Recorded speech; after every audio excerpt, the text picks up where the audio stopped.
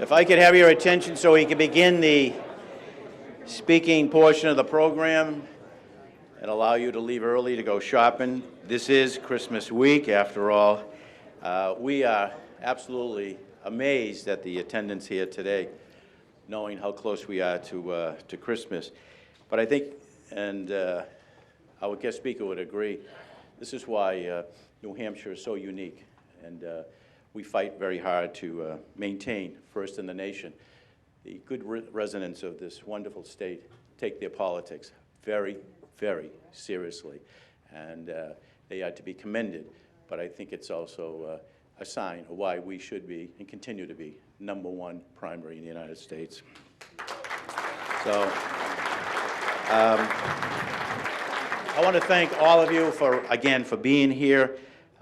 Today is the New England Council's, I think I can say it with confidence, our final event of the year 2019. And what a year it has been for the New England Council. We have hosted a little over 80 events throughout all New England and in Washington, D.C., with all the members of Congress, the 21 members of Congress that represent all of us in New England, the 6 New England governors, the 12 United States senators. We've had cabinet secretaries speak to the New England Council. We had the Speaker of the House of Commons speak to the New England Council. And then today we have 21st presidential candidates speak to the New England Council, Politics and Eggs, here at St. A's, which is extraordinary. So I thank you for all of your support. And this event would not be possible without all of the wonderful corporate neighbors that you see. There's banners along the wall. They are truly outstanding civic corporate leaders here in this great state and in our nation.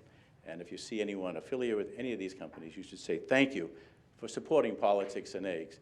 This has been a great series, but it's only possible with the support of these wonderful, wonderful corporate citizens.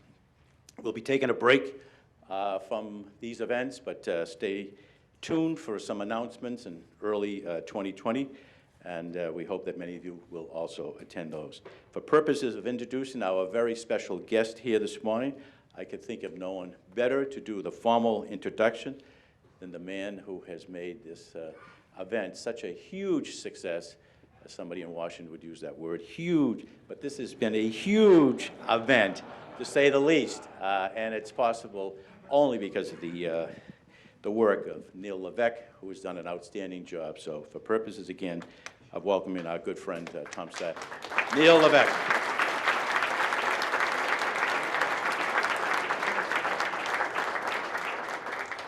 Well, welcome. Welcome to the New Hampshire Institute of Politics at St. Anselm College for another of this great series. You're right. We're still hopeful that we'll have one more before the end of 2019. Punch them right in. A lot of special guests here today and a lot of really good friends. These are people that not only support this institute, but support the college and all that we do here. And without you, we really couldn't do this, and so often. And thanks, too, to all the chickens out there who are producing all these eggs, because we keep serving them up, and it's great. I think we're running out of eggs in New Hampshire at this point. We have a very special guest here today, so special that even my sister, all the way from Maine, decided to come and join him. My sister Kristen is here. A lot of people know who Tom Steyer is, but I'm going to give you just a brief history that I think is very telling of his character and his background. Tom Steyer graduated from Yale. He didn't get into St. Anselm, and he earned his MBA at Stanford. He turned to San Francisco rather than going to New York and started a small investment firm. He produced double-digit returns for his investors, mostly universities and nonprofits and some individuals. In 2013, he switched his focus to politics and the environment and founded Next Gen America, a nonprofit group that aims to combat climate change, promote social justice, and increase participation in our democracy. Mr. Steyer then launched the Need to Impeach in 2017, a public call to impeach Donald Trump that got millions of petition signers and a couple people signing on in Washington.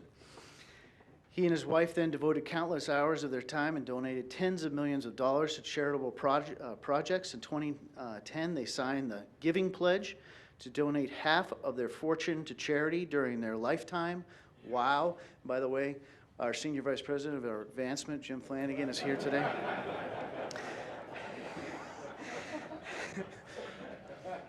Mr. Steyer most recently spoke here at an event in April. He spends a lot of time doing TV here as well when he officially announced his candidacy for the presidency. Now, I'm going to tell you that all across the country, when I go across the country or here in New Hampshire, I always get asked, what is with the belt? Now, if you've seen his ads, and I know you have, you say, there's a belt that he always wears, and people always ask me.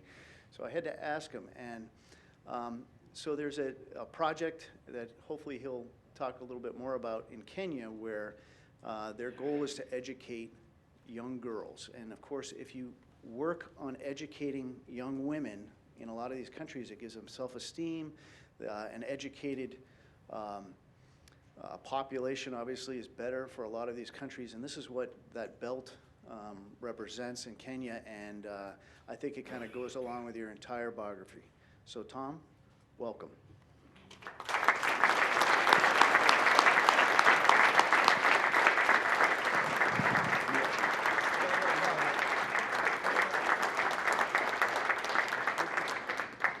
Good morning. So let me say, I am impressed. December 23rd, really? It's amazing. We were talking about it, Jim and I were talking about it, and it really does say something about the commitment of people in New Hampshire to doing their homework and knowing what they're talking about in terms of the presidential primary. So, duly noted, amazing. I will tell you a little bit about the belt before I get going, which is, Neil's exactly right, but the thing that's true is it's not just about self-esteem when women get educated. When women get educated, which doesn't happen the same way boys get educated around the world, it actually changes the world. I mean, I wear the belt because the education of women will save the world if, in fact, we accomplish it everywhere. So I wear the belt because if I weren't doing this, I'd be doing that. It's actually incredibly powerful to understand how much it changes. As I like to say, of the 20 things that we can do to arrest climate change, 3 of them have to do with the education of girls and women. And when you think about that, you'd never think that that's one of the most powerful levers, or combined the most powerful lever in the world to combat climate change, but it actually is. So, just saying about doing a good thing can often have ripple effects that are hard to imagine around the world, and this is one of them. But let me explain for a second about why I'm running for president. I'd really like this to be question and answer as much as possible, so if you will prepare whatever your cruelest, hardest questions are, completely contrary to the spirit of the season, I'd be happy to take them. Look, I'm running for this really simple reason. I'm running because I think the government's broken. I think it's been bought by corporations. I think the reason that the people aren't being served in terms of affordable health care, in terms of the end to gun violence, having some significant climate legislation, education, I really think is because it works perfectly for corporations. And I know I'm speaking to a business audience. I spent 30 years in the private sector. I believe in a vibrant, competitive, innovative private sector. I just don't want companies to write the rules. I want the government to work for the people of the United States and let the private sector work within the rules that serve the people. That's why I'm running for president. And I think Neil alluded to it a little bit, but I've spent the last 10 years putting together coalitions of Americans, ordinary citizens, to stand up for their rights and to push back when I think there's unchecked and unfair corporate power.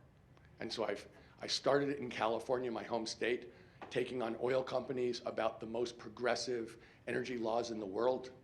People thought it was like a reverse IQ test. If you're stupid enough to do it, you're definitely going to lose. And we got 70% of the vote. And so I've had a chance to take on oil companies, tobacco companies, utilities to get them to push them towards 50% clean energy by 2030. I've closed a corporate tax loophole that was just a mistake for $1 billion and gave it to the public schools. We got a $2 a pack cigarette tax, which the tobacco companies had fought for 20 years and won 17 times in a row, $3 to $4 billion a year, and gave it to Medi-Cal, which is the healthcare service for the lowest income Californians. I also started one of the largest grassroots organizations in the United States, Next Gen America, which Neil referred to, which in 2018 did the largest youth voter mobilization in American history. So we went into 38 Republican congressional districts, 421 campuses. I think we're on something like 40 campuses in New Hampshire, and we've been here since the beginning of 14. And we flipped 33 out of the 38. We more than doubled turnout of young people. And if you think about the New Hampshire law that was passed to say that out-of-state college students can't vote in New Hampshire unless they get a New Hampshire license plate, that was a direct response to college students voting at more than twice the rate that they'd been voting at, and winning, being the margin of victory for a lot of close victories in this state by Democrats. So really what I believe in is more democracy, more power to the people.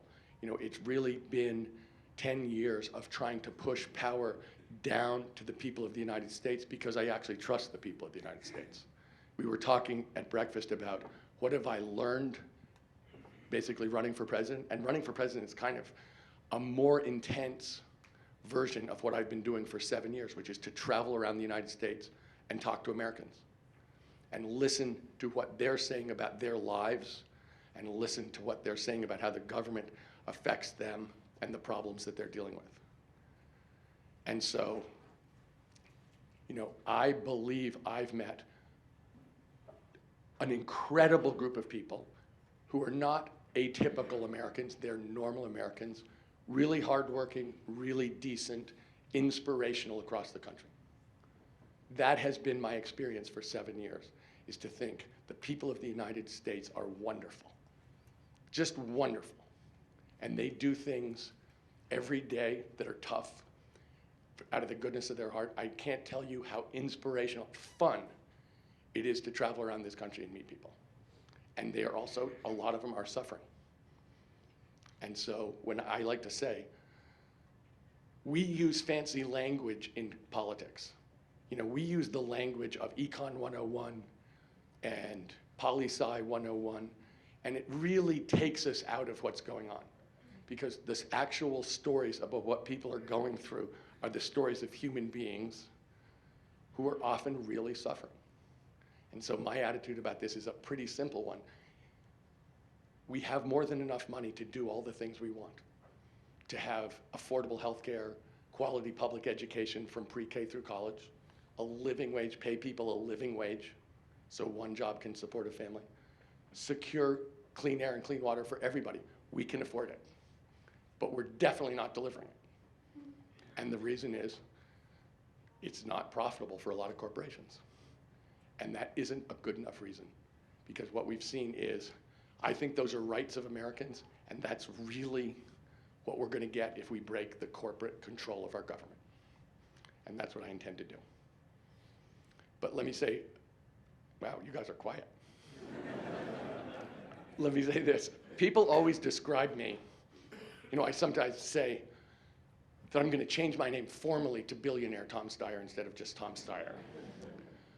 But let me say, so when I walked in this morning, I ran into someone who's the son of one of my parents' best friends in life, who's been running a summer camp in Hebron, New Hampshire for 22 years. So let me say this. My mother taught in the New York public schools and tutored prisoners at the Brooklyn House of Detention in remedial reading. My father, who was a partner in law of Vin's dad for years, was the first generation, was from Brooklyn, first generation in his family to go to college. My grandfather was a plumber. My father quit the law to go into the Navy in World War II. Ended up, because he was a lawyer, being one of the people who prosecuted the Nazis at the end of the war criminals. So one of the things that my father always said to my two older brothers and me was, if you see something wrong in your society, at the heart of your society, then fight it really early and keep fighting it. because I was referring to the Nuremberg trials. He said that's what the Germans didn't do. That basically when you see something wrong, you can't let it take root. And that really was a big part of why I started the Need to Impeach movement. There was something I thought consistently wrong at 1600 Pennsylvania Avenue. And I said to people when we started over 2 years ago, actually over 8.5 million people signed that petition. I said, if you don't believe me, read the paper tomorrow. And if you don't believe tomorrow's paper, read the next day's paper, because this is a pattern that is not going to change for as long as this guy's president. So I'll say two more things, and then I really am ready for questions. One is, you should know, I'm the only person in this race who will say that climate's my #1 priority. I say it because I have to, because it's true. It has to be true. I've been working on climate for more than a decade, and we've pushed successfully for clean energy, stopped power plants, fossil fuel plants, stopped pipelines. Taken on companies on this. But let me say, we have to do it. We can do it. I guarantee you, we can do it in a way that cleans up the air and water, particularly in the Black and brown communities that have air you can't breathe and water that comes out of the tap that'll make you sick. We can do it from that angle, and we will, and we can do it and create literally millions of good-paying union jobs.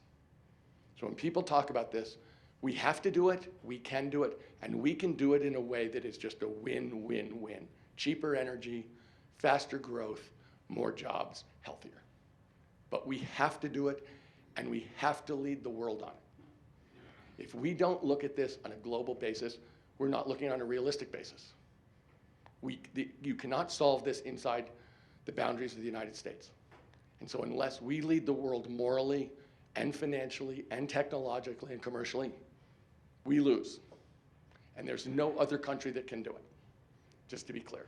If you look at what just happened in Madrid, if the US doesn't lead, it doesn't happen. And so here's the good news. People are always asking me, how do we come together as a country? We're so partisan. I think this will be a very emotional, very competitive, that's a nice word for what I think, election. And how are we going to come together? I think everybody feels distraught about the divisions and partisanship in the country, and I do too. And what I can say is my experience of playing sports is, who loves each other? Winning teams. And if we take on the biggest challenge in the world, which we have to take on together, can't be Democrats doing it. It has to be Americans doing it. If we take on the biggest challenge in the world and succeed and reestablish ourselves as a moral, value-driven country, that's how we'll come together, is being a winning team together in pursuit of something we have to do and that we have to succeed in. And the last thing I want to talk for 1 second about economics. We know what Mr. Trump is going to run as, because he said it about 10 days ago. He was talking to, I think, the Israeli-American Conference. I don't know if you guys read this quote, but he said, you guys don't like me, and I don't like you, but you're all going to vote for me, because if the Democrats get control, they're going to destroy the economy in about 15 minutes. That's what he's going to run as. When he's been impeached, he said, you can't impeach me. The economy will fall apart. It's like, really? So what I'm saying is this. He can win. For us to win, we're going to have a candidate who can actually go after him on the economy. We can't have a candidate where he can paint them as a socialist who will destroy the economy, because Americans care about growth and prosperity as well as economic justice.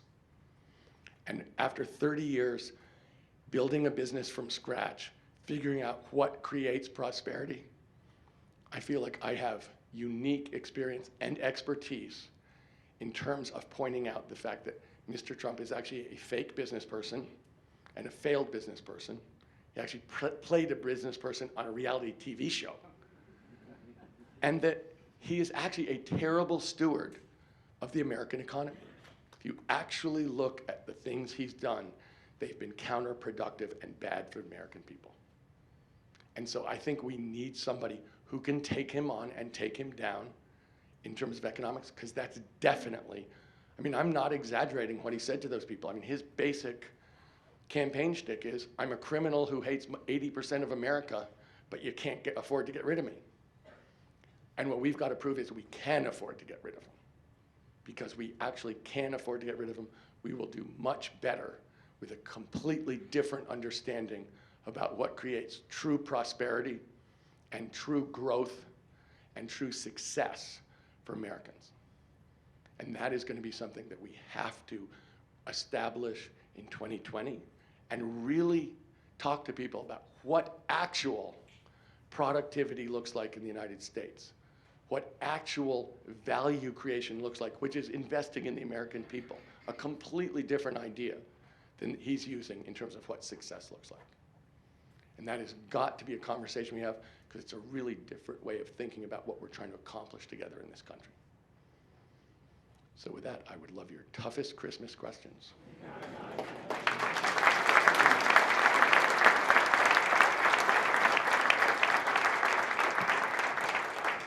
We have time for a few questions. We have students, I believe, that have the mic, and they'll rove around and just identify yourself. If I could just ask the first question, Mr. Steyer. The House of Representatives passed a major trade bill this past week, first major trade bill passed since 2005, USMCA. Unions, Mr. Trumka, AFL-CIO, endorsed the bill. White House would like the bill. Many Democrats obviously voted for the bill, as well as Republicans in the House. I think 385 members voted for it. Sherrod Brown never voted for a trade bill, and the Senate says, this is something that I think I can embrace and support and vote for. If you were the president, would you sign that bill? Well, let me say this. If I were the president, I would never have negotiated that bill. And let me explain why. Because I understand the point about workers, organized labor, and what actually went into that bill to make it acceptable to union leaders around the country. So let's take a step back and talk about actual trade bills and how we think about them. I mean, the basic understanding of trade has been that trade is good in the world, that the more trade there is, the faster the growth is, and that basically different countries get to, excel in their areas, and as a result, trade works for everybody. I mean, that's basic Econ 101 theory about trade. So let's talk about how trade works in the real world, which is, that's true, but what's ended up happening with trade bills is it has been good for GDP, but we've looked at trade bills in terms of GDP instead of looking at in terms of it also in terms of who's benefiting from GDP and what the impacts are in terms of the different people in society. That's why unions were screaming about NAFTA. They thought it may be good for the corporations and the GDP, but it's going to hurt working people in the United States. That's what the fight was about in terms of USMCA. That in fact, what we've seen focusing on GDP, which we've done for the last 40 years, has an implicit assumption in it that GDP is shared equally between people in society. And what we know is that's not true. Is that over the last 40 years, the richest people have gotten all the increased income in the United States of America. And well over 90% of Americans haven't had a raise in 2 generations.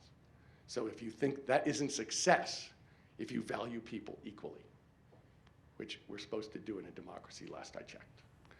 So this trade bill actually did work on this, and they went back and redid it to try and make sure that it would work for working people in the United States.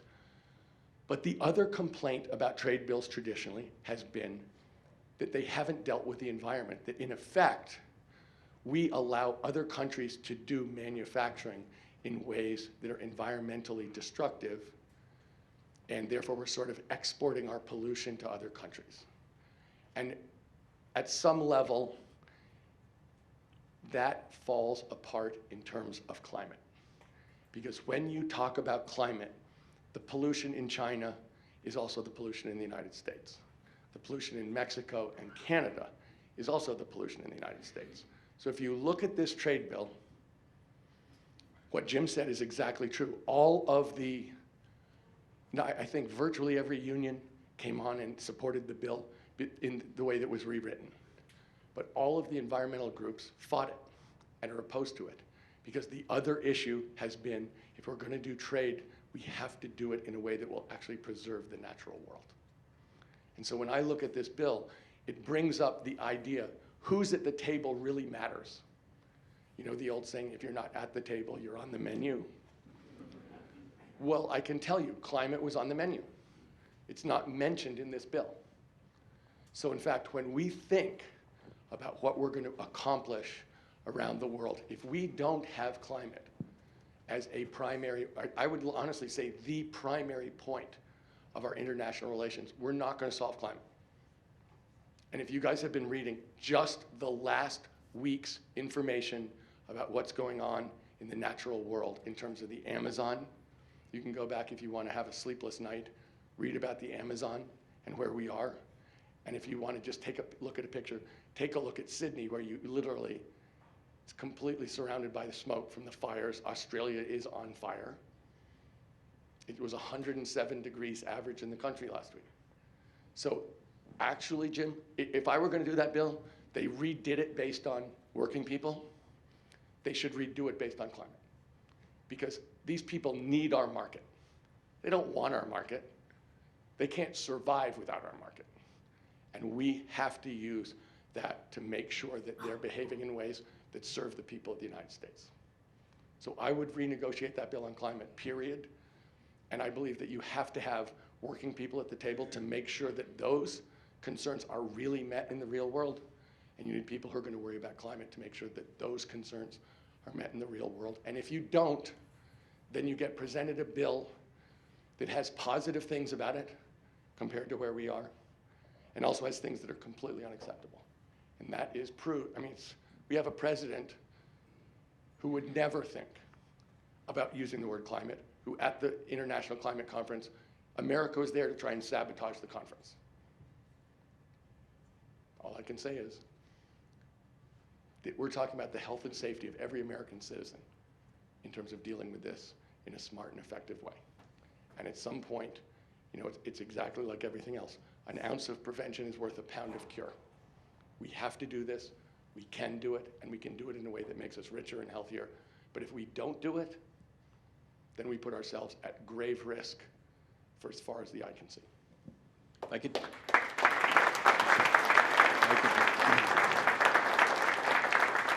could ask just one further question.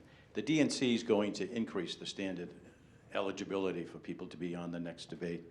And there are some people who are saying that there's no diversity at all in these debates, and that we should revisit the standard, maybe lower it, and allow people like Cory Booker or Julian Castro to be back on the stage to give the richness that reflects the diversity of the American public.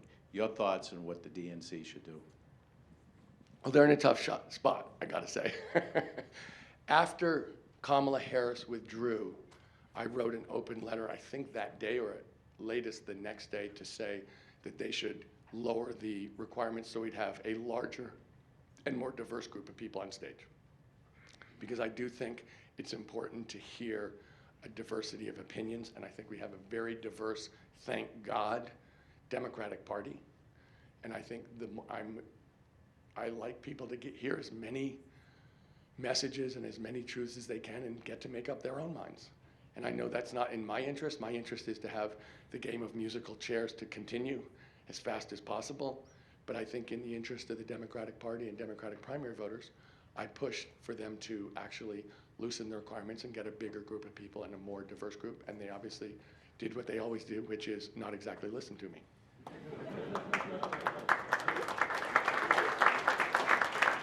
we have the roving mics, and if you just raise your hand and identify yourself. I believe we have a good friend from AARP here with a question.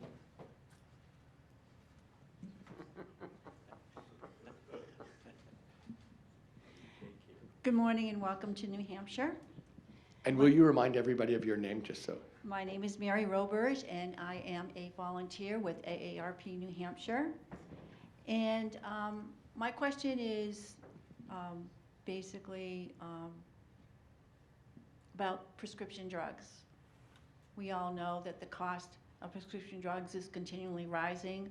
We have all had personal stories of friends or relatives who have had to make some difficult choices and have also been in some very difficult situations health-wise because they could not afford their prescription drugs. What would you do to hold drug companies accountable for the high cost of prescription drugs? So, Mary,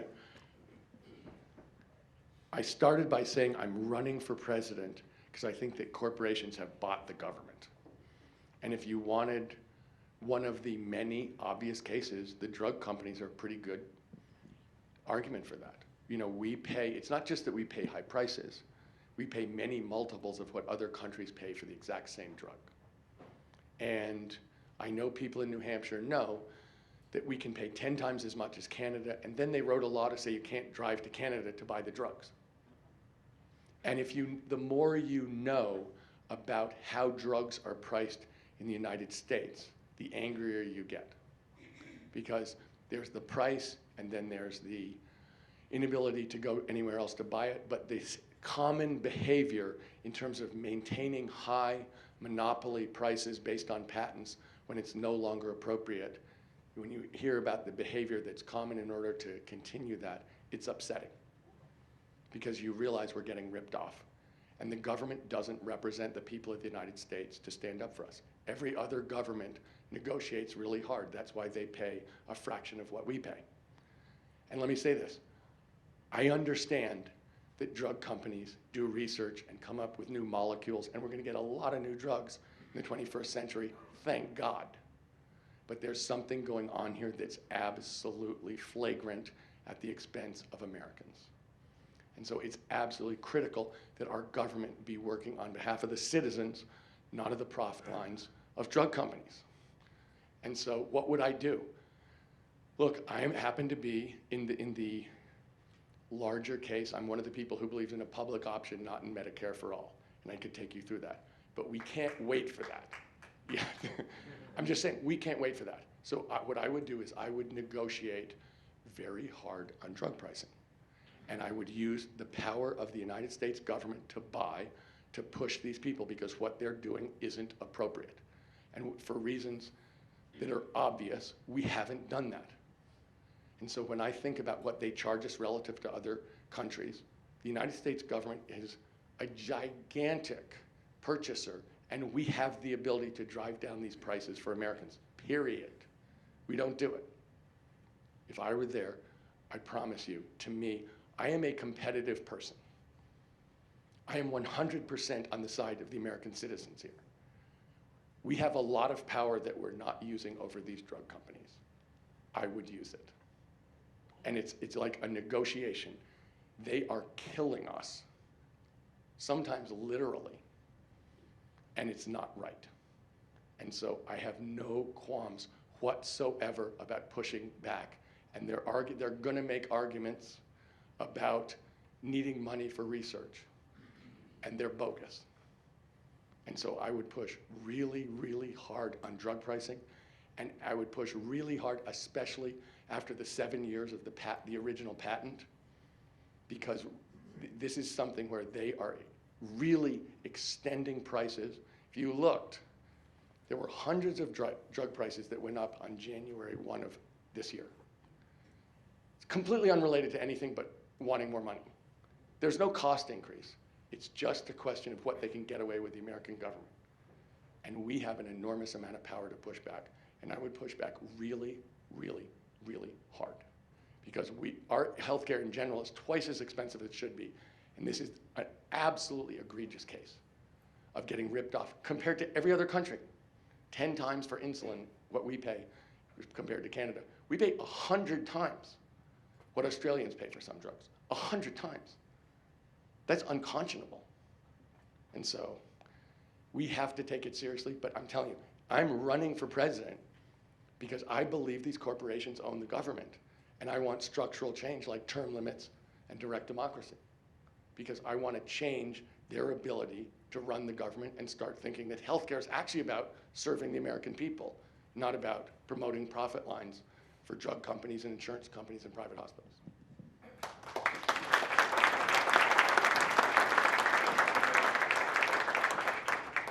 questions for Mr. Steyer? Yes, ma'am. Just identify yourself. Trudy Avery, Karen Treatment Centers, and I'm originally from Bay Ridge, Brooklyn. I'm actually here today from Cape Cod, and I just want to know, you talk so much about big business. We're in the opiate epidemic because of what Yep. big business has done in the pharmaceutical industry. And then on the other side, big business trying to save money by not providing the treatment that our next generation needs for addiction. So I'd love to hear your thoughts on that. Not only do I work in the field, but I am the mother of a 32-year-old son in long-term recovery who is doing very well today because I was forced to sue our health insurer in order to access treatment. Took him to the state attorney general and won my case.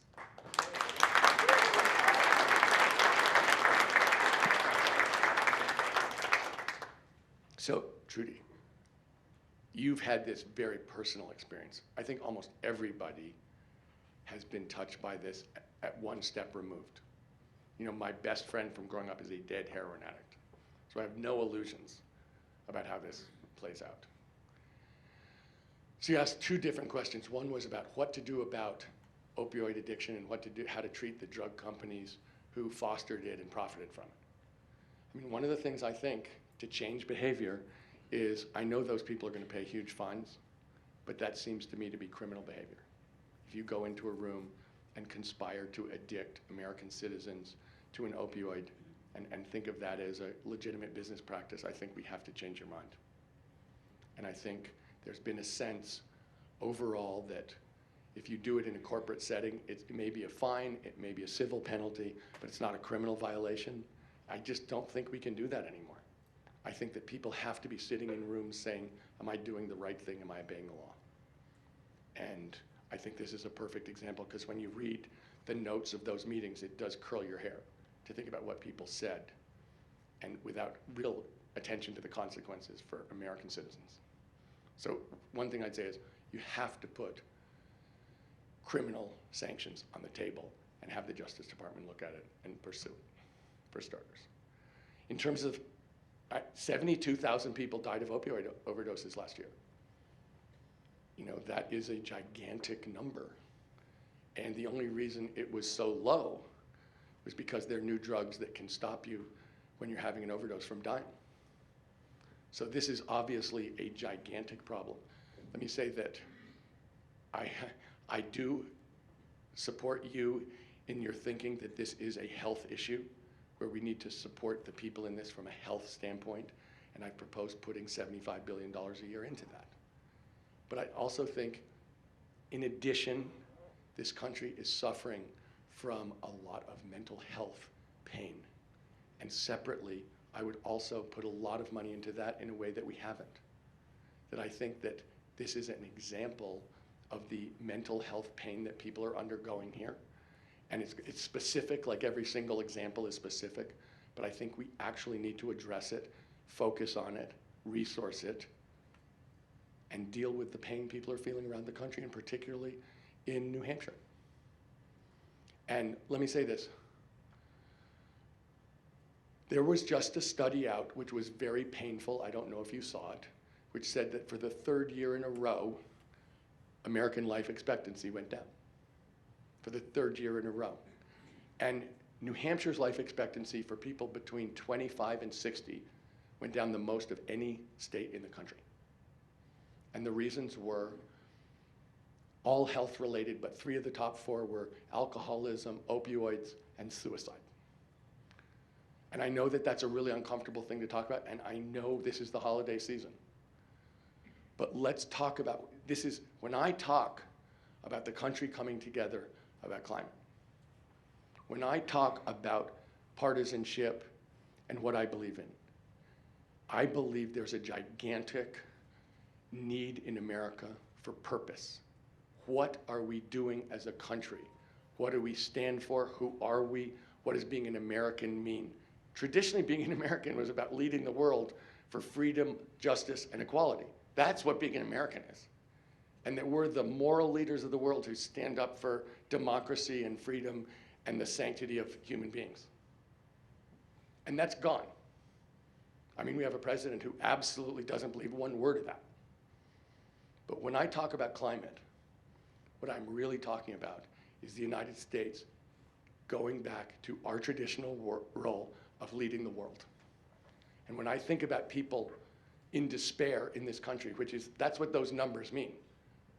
Really, is that people don't feel like there's a purpose that they have for walking around the earth on two legs. And what we're talking about is, if there's a bigger purpose that you can imagine for all of us than to actually take on the biggest challenge and save the world, I don't know what it is. And it's not a fake. We actually have to do this together.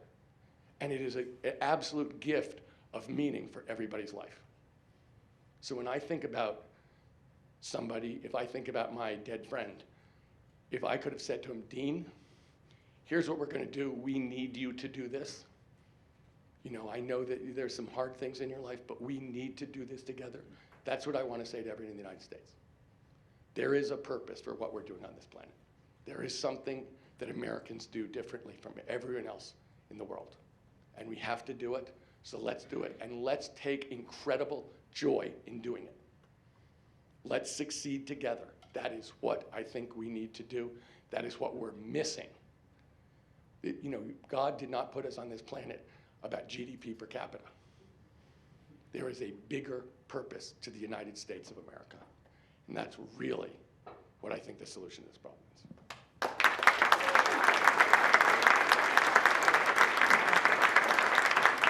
Hey, you guys, could I just tell you a funny story? So my dad and mom got married, I think, in 1953. So the week before he got married, my father went to go gambling in Nevada, which was the only place in the time they could go gambling. And they went to Lake Tahoe, to North Shore of Lake Tahoe. And he went with Vin Broderick's uncle, Joe Broderick. So then they come back from a week of gambling and playing golf. My father gets married. Joe Broderick becomes a Catholic priest. It was his last hurrah also. Until he married a nun.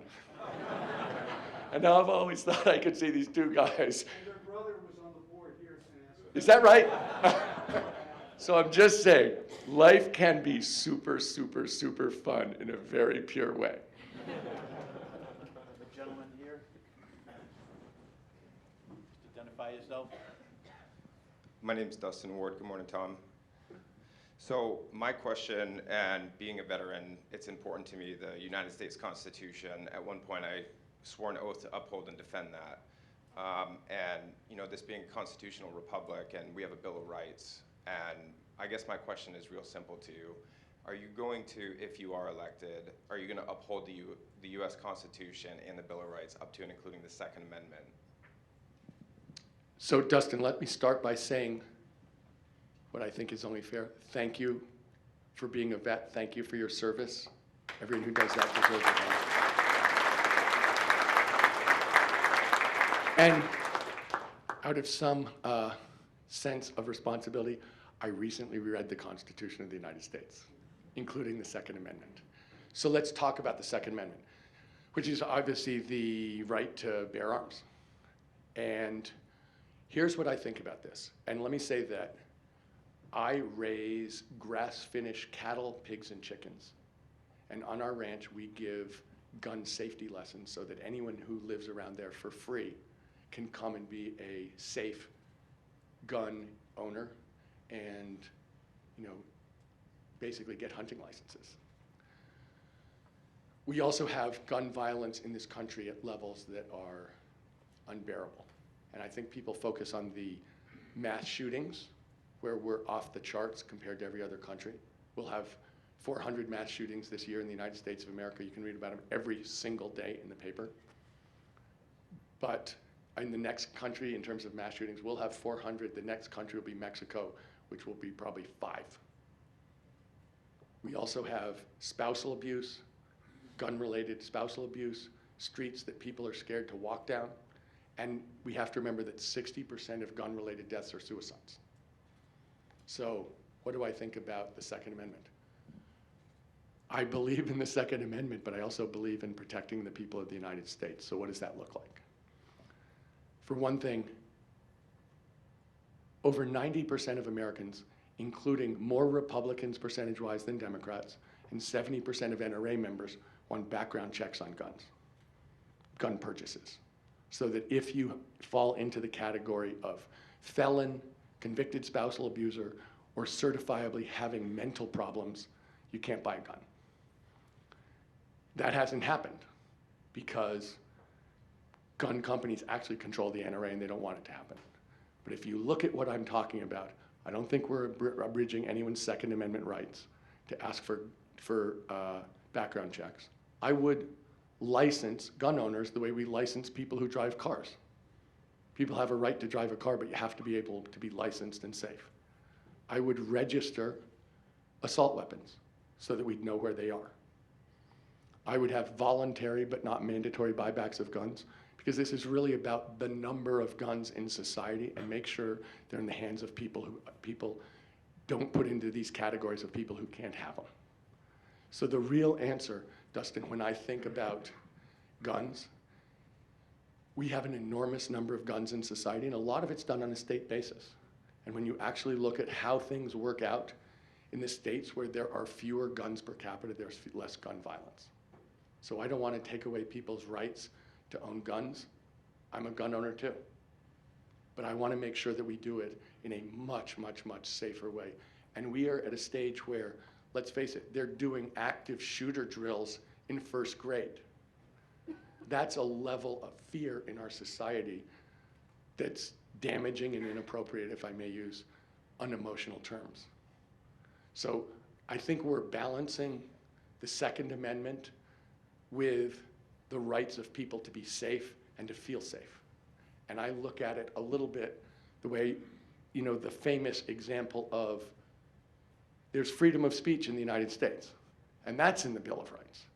But you don't get to yell fire in a crowded theater, because that's putting other people at risk. And that's how I feel about guns.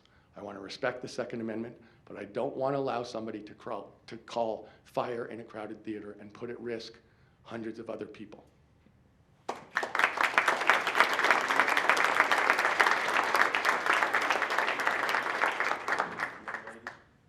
Just wait for the mic.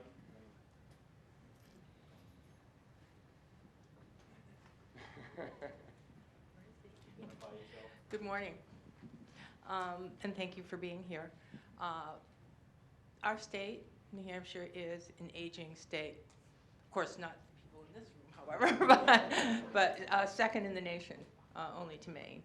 So we have some concerns that affect our aging populations, which is the ability to live independently in communities as we age. There are transportation issues, there are affordable housing issues, there are limited income issues that all restrict and constrain people's ability to do that. What would you do if elected to help that population stay in their communities? So you've asked a series of questions, so I'm going to go down. And will you remind me of your name, ma'am? Nice to see you. Let me start with one that is an obvious one that you didn't specifically refer to, but you indirectly referred to, which is Social Security. Look, Social Security is, for 75% of seniors, is their main source of income. For something like 40% of seniors, it's their sole source of income. So the idea that the Social Security Trust Fund is going to go bankrupt and that we're going to cut benefits has to be completely off the table. That just cannot happen in the United States of America. We cannot have made a promise to seniors, to a huge number of people who have been citizens their whole life, and then renege. Cannot happen. And so we can talk about the different ways, and I'd be happy to make sure that that never happens, but that has to be off the table. That's for starters. Secondly, in terms of affordable housing, we have 7 million too few affordable housing units in the United States of America. The government, basically, the federal government pretty much got out of the housing business, assuming that with incentives, the market would take care of it. And actually, we can see, I live in the center of homelessness in the United States, known as the Golden State of California.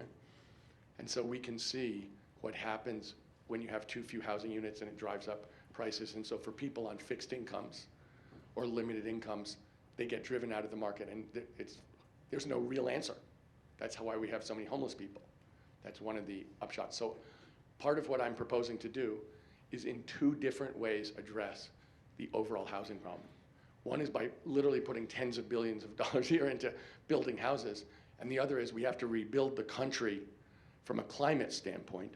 So part of our climate plan is about climate smart housing, so that we actually have to make sure that we're building literally 7 million units around the United States to get supply and demand back into equilibrium so that people aren't driven out across the country. And I can tell you, if you're feeling it in New Hampshire, I promise you we're feeling it in San Francisco. And they're feeling it in Charleston, South Carolina. People are feeling this across the country. It's, this really is Econ 101, supply and demand. Too many people who need to live in a house, too few houses, the price goes up. So that's something we absolutely have to do. In terms of healthcare, we're talking, every one of these things is a reaction in my mind to what Ronald Reagan said in 1980. Look, we are still going off the Reagan model of the United States of America, which involves all taxes are bad, government itself is bad. The market will take care of it. The market is efficient and just. Unions are bad, and trickle-down works. It turns out that every single one of those things I completely disagree with, and I think we've got 40 years of data to say, actually, you're wrong. And so this is a perfect case where the government has to step in on behalf of seniors. And there's no question about it. And the only question is, how are we going to pay for it? And how are we going to focus on it? And if you've looked at what I've said, and I know that people from New Hampshire do their homework, but I'll just say it really quickly in case you skimmed that part of the lesson. I'm for a wealth tax. I've been saying that for over a year, long before I was running for president.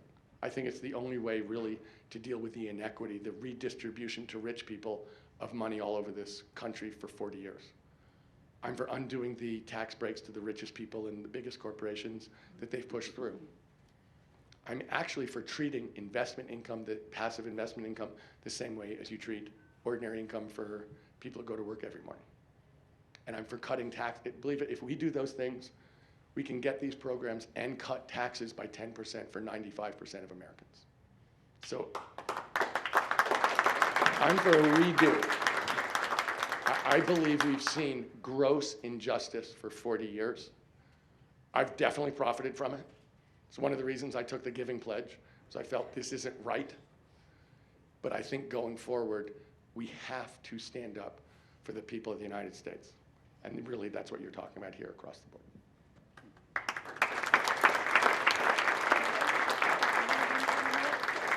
Listen to you guys, I love doing this. If I could just They're ask- going to have to take me out of here. Yeah.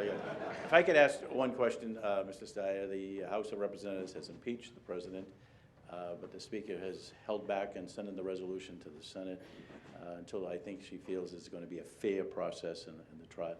Your thoughts on what should be done now?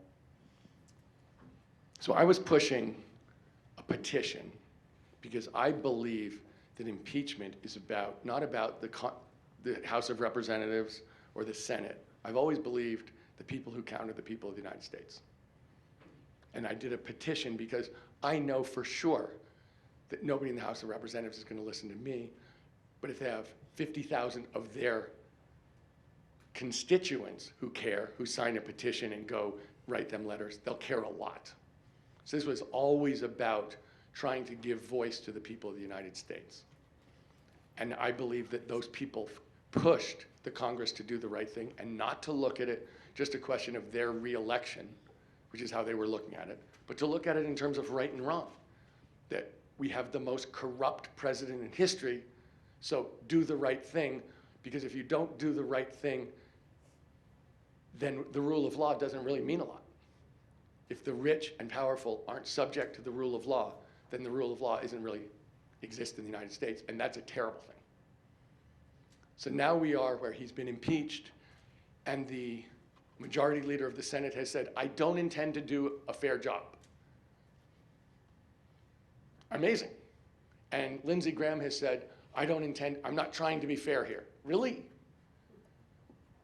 So what Speaker Pelosi is trying to do is use the leverage she has to try and see whether the Senate will have a trial, not so much to convince the senators, but so the people of the United States can see what happened.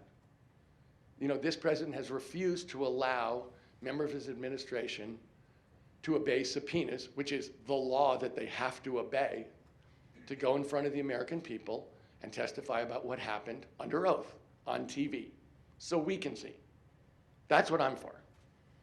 And so anything that will get that to happen, to get the people who know in front of the TV cameras so the people of the United States can see what happened. That's what I care about. Because I'll tell you, the only way we're going to ever get Republican senators to actually look at their conscience is if their constituents say to them, get rid of them or we'll get rid of you. You know what we call that? That's called democracy. Because I can tell you this, Lindsey Graham will stop talking about breaking his oath of office in public the minute the people of South Carolina say to him, Lindsey, keep talking and you're out. That's the words he can understand. And that's what, if you guys remember, for those of us in AARP, if you remember 1974, that's what happened. The people of the United States said to the senators, get rid of him, or I can remember, or we'll get rid of you. And I remember my parents saying, he lied, he's got to go. Nothing to discuss about this. Nixon lied, he has to go. But they got to see it on TV. They got a chance to hear everybody in that administration testify under oath. They all went to jail, but the American people got to see the truth on their TV screens. And we made up our mind, and that's actually what made the difference. And that's what I'm asking for here. Put the people in charge. You guys, last night was the first night of Hanukkah. Christmas is in 2 days. Could we please have a joyous and loving holiday season? Good grief. It's a fantastic time. Thank you so much. I can't believe you came out on December 23rd. You must be insane. Thank you so much. Really, really, really fun.